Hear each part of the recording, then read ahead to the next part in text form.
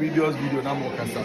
Because Yezua, Jimso commercials in Muse Eza, Asema Bano, and Yasam Kitua. Nina say teacher training for Neko for the mom with Diane, 3 million. Cecilia, they said mom 1 hot man, 1 hot meal, a busuya, a mono nan quino, say in Sue, say a petition, say young wow, busuya minim. Yamboshi, never should be doing we are. You be the home come. Previous video na mo kasa. 1 hot meal na near can once any Nipa 10, we Nipa 5 from Pempo ne buy you. It's emotion. I say old video. A new video. Nipa 10 was a chair there anyway. But they move 5 pet and it's me buy 1 hot meal. Any it's Nipa 5 and it's me chair Nipa 10 a beer and no radio munya. It's everybody saying Nipa 10 in our buyer. If you imagine and I'm the more. Come on. Yeah, I buy we ask a Alright, so we are cover beyond Fabra Ghana and Sam TV. And so, video ko share ye trained teachers are a busuya almost soon. How near my baby saying, and say, John Dramani Mahama, help from Monsieur Baba, ye near Manina Kama, Edia Momo. Now, so no buy ye, busuya, a fade a 2 or more a year, Abbey say. We should be able to share ye, do any idea more mudino. As some of their prison, as a prison for money do and papendi. Almost one your money and say almost some school. No more identity, no maba. Aba betre a young qualadi, no one's waiting at beginning, abe presidents, abe doctors, nurses, teachers, to say your momotiano. Now so a banyo abanasi on Jum Huntino or show mwenye ya. Now you catch your monomenti, you catch your monomenti. Now we know it's just the beginning. Things that is coming no. Ebusuya seweni and so catch you. And this is just the beginning. And this is what I was saying among for so no mokasa. But no kasa say, only say. Your teachers for Mubi or much idea for 1 good year about into your Muka see this cry.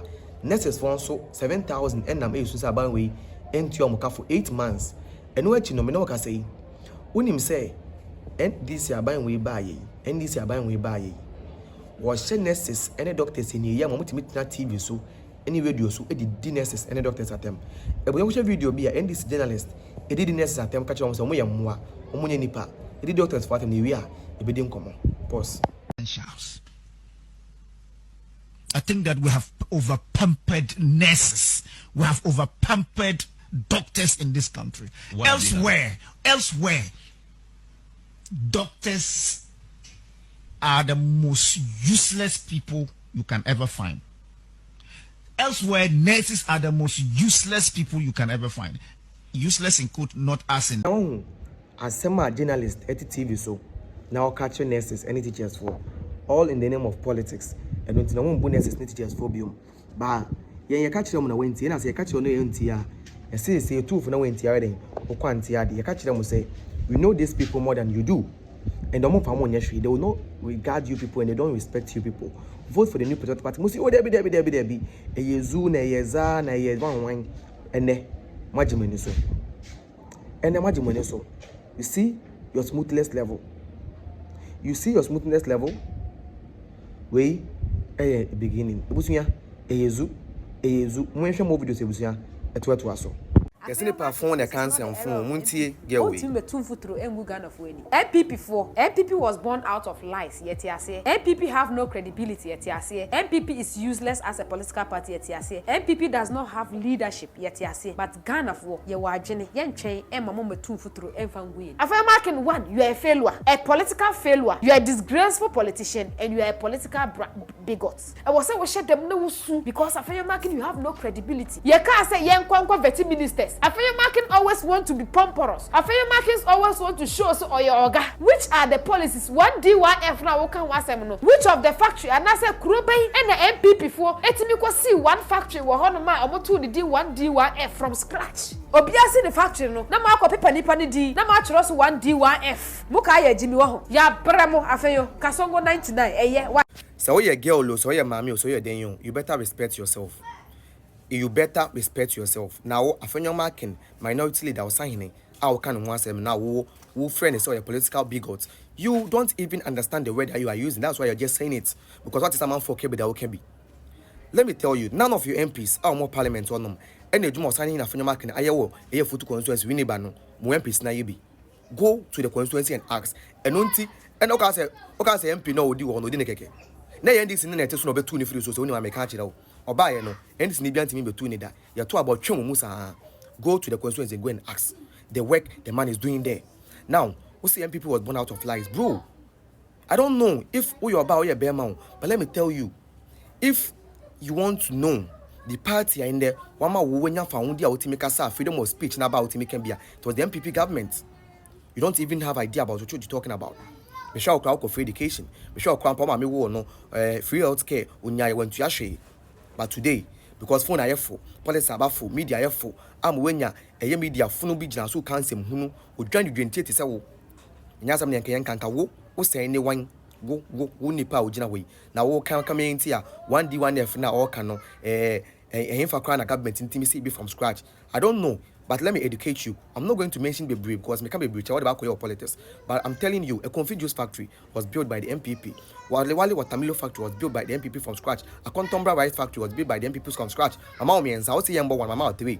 Now, sis, if we talk about 1D1F, but I say idea, 1D1F is a public and private sector initiative. And just say uncle buying initiative. And nunti say oh company now person the best buying us now buying more incentive buying the bro when maybe one waiting the best share see. What you the friends, a public and private sector initiative. And the social DC 24-hour economy on the Abba say oh company now person the best share see. Abanema some incentives you wow. Ama wabua nyema we and wedding. Wabua moye. Wama taxes but it never be so at the amount. That's the same thing as the 1D1F initiative. So once you say you come, you act and we educate you on that and stop being ignorant. Yes, Ramo. Mekachira will say NDC party no mumbu nurses na doctors. Pampered nurses. We have over pampered doctors in this country. Elsewhere, doctors are the most useless people you can ever find. Elsewhere, nurses are the most useless people you can ever find. Useless in quote, not as. All right, Tebusunya. Yes, say. Impenyifosi or chamia onima sem consnana wasumwa. What's in sema? Or there's a nakotna radio so. Ekatre health workers and one of most share Timamu force a mo yaria. Obesho amount water no some more country. We told you people say go away. Among family yeshu. Namona masuna de namu say yezu. In terms of much namu say yeza. In Timuni namonza namonko. The bank me saving for the past 2 weeks. Me someone transfer 80,000 USD my own to me. 2 weeks. 2 weeks me number 26. And the governor share me catch them, me share them, catch them. So now they are inciting us against our customers. Because your customers no or mobile when him say I did not turn to 480. Yeah, dollar need me free 14 about 10 no.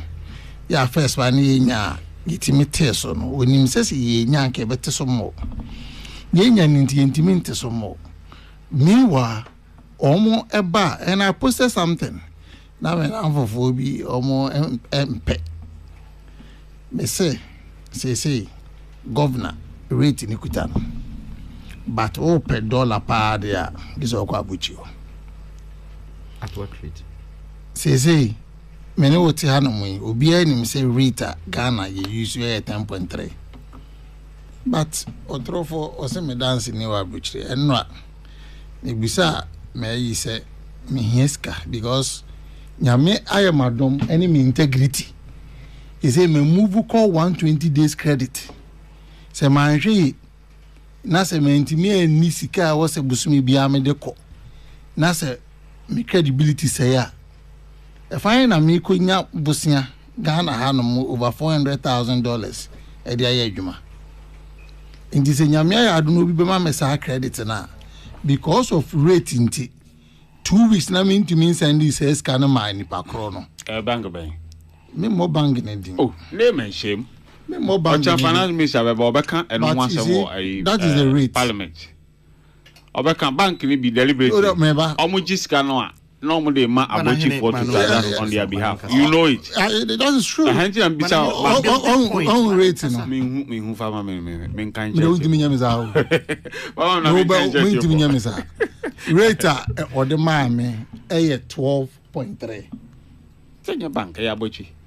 Me can say a bank. Was you call bank? What I say because minya it is the best politicians in say omo de nye bibia no mo be politics we any bresem and I'm here speaking for more than oba ye dwuma omo ye dwuma me kasa me nipa be 2 million enipa omo kutesika omo ezika gubanga omo pesa omo kofa nema omunya yenye nhyehyeye hwe yene governor share wie na nanza yikoshia finance ministry no crofo na GR4 when say ship owners na governor my 10.3 your shipping lines bia omutimi ko to 13 omutimi ko to 14 and they are say they should some crofo we nyina wo man we mu a e was o man mra no mo de adwuma so